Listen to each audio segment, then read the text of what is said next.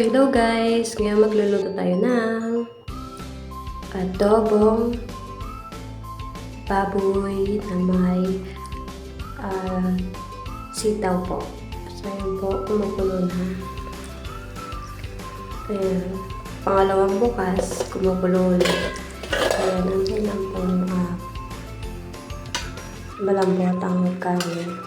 Yan, hinalo-halo ko na po para magsama-sama na po ang lasa. Tinignan ko po kung siya ay malambot na po, pero hindi pa. Ayan, nalaban pa po. Ayan, hinalo-halo ko lang po. Ayan po. At pinakpan ko na po at aantayin ko na ng ilang minuto para lumambot. So, ayan po. Nilagay ko na po ang red beets del monte tsaka sitaw po. Hindi ko na po nabidyohan. So, ayan. Tinignan ko po kung malambot na po siya. Ayan. Ayan po. Medyo malambot na po siya. Kaya konting pakulo pa po para medyo lumambot pa siya, pero okay na po yan. Ayan, goods po.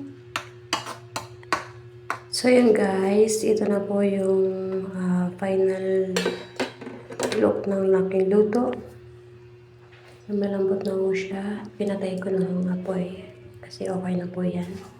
So yun guys, tapos na po ako magluto, kaya lilinisin ko na po itong tataran ko po, tsaka itong lagyan ko po ng karne at kulay kanina, huhugasan ko na po kasi paglalagyan ko po ng niluto ko adobo. So yun po, sinabon ko na po ang tupperware para wala pong mantika.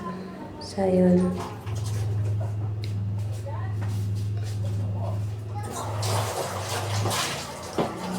yun guys, sinasabi ko na po siya. Medyo may tumating po kasi yung tao, kaya inoff ko po yung camera. Yun guys, tapos na po ako maghugas. Sinayos ko na rin po ang sabon para malinis po tignan. Pinatitian ko na pa rin po para wala po siya masyado kaanong tubig.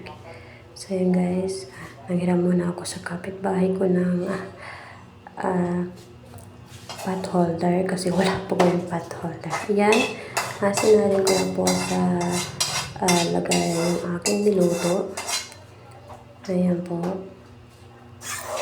Pinagbabarang ko na rin po ng tubig ang kawali para hindi po siya dumikit. Tinakpan ko po. Nilagay ko dyan mamaya at hugasan ko po yan. So, ito na po ang aking luto, guys. Ayan, kain po tayo.